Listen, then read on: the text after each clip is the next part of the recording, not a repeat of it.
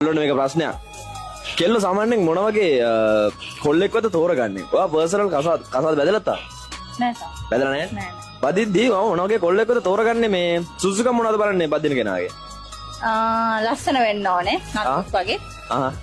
සල්ලි ගොඩාක් තියෙන්න ඒක ඕනේ. නළුවෙක් වගේ වෙන්න ඕනේ. ඔව් නළුවෙක් වගේ ලස්සන වෙන්න ඕනේ නැත්නම් වැඩ නෑ. හරි. ගොඩාක් සල්ලි තියෙන්න ඕනේ. මට වේදම් කරන්න පුළුවන් විදියට සල්ලි තියෙන්න ඕනේ. ආසාස දේවල් ගන්න පුළුවන් විදියට සල්ලි තියෙන්න ඕනේ. ඔය ආසෝනම දෙයක් ගන්න සල්ලි දෙන්න. අනිවාර්යයෙන්ම සල්ලි තියෙන්න ඕනේ නැත්නම් වැඩ නෑ. සැලෙන සල්ලි දෙන්න ඕනේ. අනිවාර්යයෙන්. තව ආදරේ වෙන්නත් ඕනේ. ආදර වෙන්නත් ඕනේ. ඔව්. හරි.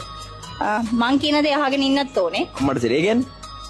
මෙහෙමයි මං ආස නැහැ ලොකු කන්දාන කොල්ලන්ට මං කියන දේ අහගෙන මට ඕන විදිහට ඉන්න පුළුවන් කොල්ලෙක් නම් මං ආසයි. ඒ කියන්නේ ඔයා කියන දේ අහගෙන ඒ කියන්නේ එයා කියන දේ කොට ඔයා අහනවද? අහන්න පුළුවන් දේවල් නම් අහනවා.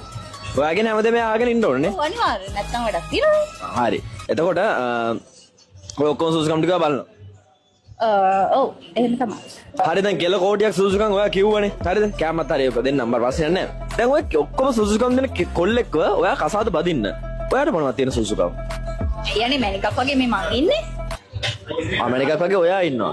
මේ ජොබ් එකක් කරනවද? ජොබ් එකක් කරන්නේ. ජොබ් මොකුත් නැහැ. මැනිකක් වගේ ඉන්න හින්දා ඔයා කසාද බදින්න අර වගේ සුසුකම් දෙන කොල්ලෙක් ඕනේ. ඔව් ඒ වගේ තමයි ඕනේ. මේකයි.